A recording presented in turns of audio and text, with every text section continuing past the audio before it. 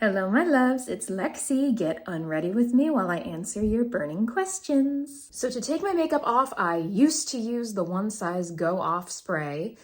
They discontinued it. But a close second is the Biossance cleansing oil. This takes even the toughest makeup off. I'm using my Sandy Cheeks, whatchamacallit, makeup eraser, yes. Oh God. You get the idea. My makeup's coming off. I'm gonna do the rest off camera. Now that that's off, I'm gonna wash my face with the Hydrating Gentle Cleanser from La Roche-Posay. And I do not have a sink in here, and my bathroom is not fit for recording. So I'm gonna go wash this off and I'll be right back. And before I move on to the rest of my skincare routine, I'm going to let my skin breathe. And I'm gonna take a few of your questions. Okay, the first question asks, how many of your skits are real and how many of them are made up? Every single one of my skits, I would say like 99.9% of them is based off of a real experience. Mostly my own experiences that have happened to me. Every now and then I'll get DMs from my friends who still work at Sephora and they're like, girl, I've got to spill the tea about a client that I had today and you should make a skit about it. And I'm like, oh my God, like things have not gotten any better. And they're like, no, they haven't. Every now and then I do get follower requests. For example, I just made a video about Karen versus a pleasant customer that will be coming out this week. So yeah, I am always down to make skits if you guys want to see, even if they haven't happened to me personally. But all of my skits are based on real experiences, whether it's mine or somebody else's. So for those of you in the comments saying, oh my God, this would never happen, or oh my God, this seems totally exaggerated, perhaps you've never worked in retail. People are cuckoo bananas. Trust me. This person asks, how long have you been doing makeup on yourself and or others? My makeup journey started during the pandemic. Before 2020, I literally had never done makeup in my life, ever. If I ever did makeup, it was for a special occasion and I would take whatever foundation my mom had, dab it on with my finger, use brow pencil that didn't even match me. And some people during the pandemic were baking bread or learning some type of new hobby. For me, that new hobby was makeup. When my state was in lockdown, I would go to CVS with my mask and just get a bunch of drugstore products and just practice at home. And let me just say, it was a rough start, but I've learned to be kind to my past self. And despite looking pretty cray-cray in the beginning, it was part of my journey. And after years of practice, I started getting good. And that was when I realized I wanted to take things to the next level and start doing other people's makeup. And that started when I worked at Sephora. I was doing clients' makeup and then I started doing freelance, and I didn't like it very much.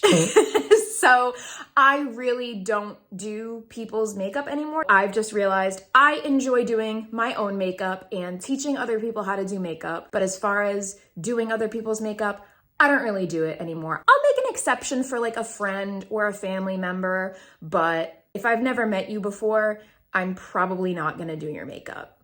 Sorry. You guys can see I have redness all throughout my face, so I'm gonna use the Tower 28 Rescue Spray. How old were you when you were diagnosed with type 1 diabetes? I was 6.5 years old. I've been diabetic for about 20 years now.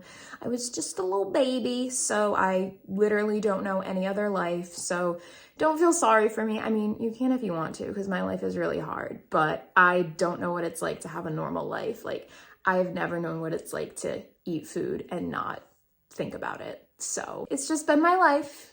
You know, I'm just lucky that the management has come so far. I mean, when I was a kid, I had to prick my finger and my mom had to give me insulin shots. Now I have an insulin pump and I have a CGM, and my life is the easiest it's ever been. It's still hard, but the technology has made it a lot easier. I'm using hyaluronic acid from The Ordinary. Has a client ever touched you or flirted with you? Yes. I started working at Sephora when we were kind of transitioning from pandemic to not so pandemic anymore. And I really started to kind of miss social distancing a little bit because people kind of did a 180-degree turn and felt that it was okay to touch people. I come from a Greek family, so I have no problem with hugs. I have no problem with hand holding, but from strangers, a little weird. I have had so many men try to flirt with me, and I tell them I'm gay and they just continue. So every skit I've made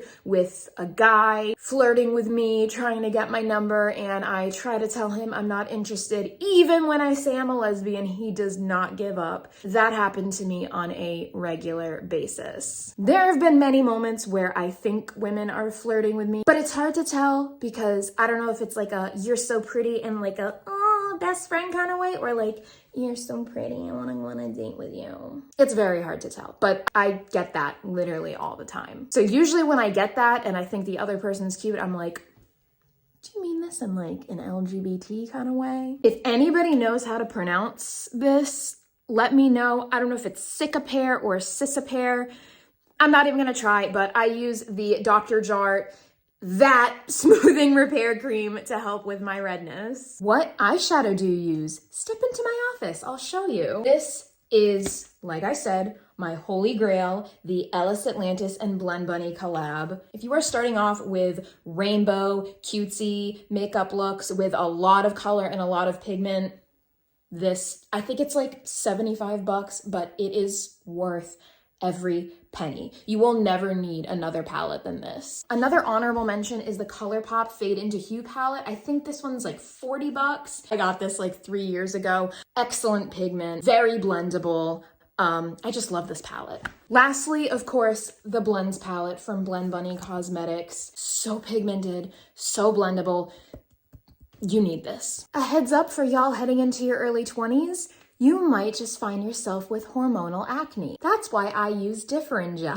This is not sponsored at all. I'm not kidding. I tried everything to get rid of my horrible chin acne 2 years ago. Nothing was working. But my neighbor is a pharmacist and she was like, you need to try Diferin gel. And within 4 months, my hormonal acne was gone. I use this every day. This tiny little bottle lasts me like a year. It's super affordable. It is a lifesaver. Using the Tiger Grass color correcting treatment from Dr. Jart for my nose rosacea. This person asks, what was the last straw that made you quit Sephora? It was not an easy decision to leave Sephora. I loved my coworkers and I did not want to give that up. But there came a time where I needed to pause and reflect and ask myself, do I enjoy being abused by the general public? Before I worked at Sephora, I worked for 8 years as a waitress. Working in retail, believe it or not, for me was 10 times worse than working as a waitress. I think to answer your question, I think the kids at Sephora really was the straw that broke the camel's back. I did not sign up to be a full-time babysitter, and it got particularly bad in the summer when the kids were off school. We literally had a bunch of 8-year-olds running around the store, destroying testers, making a mess, being obnoxious, and I was like, this is not why I took this job. I took this job because I love makeup and I wanted to share my passion with my clients. I didn't sign up to work at a daycare center. So that really might have been the straw that broke the camel's back.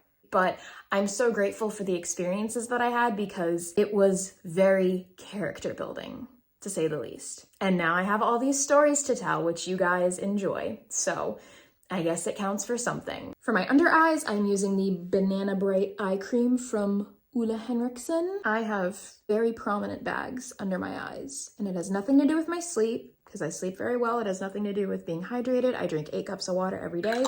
Sometimes under eye bags are just genetic. Going in with the Rose Petal Soft Lip Cream from Fresh.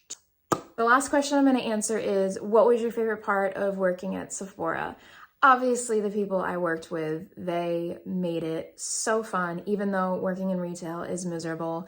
When you work with amazing people, it can be really fun at times. And my coworkers pulled a lot of pranks on me because they know I get scared very easily. I'll insert a clip or two right now.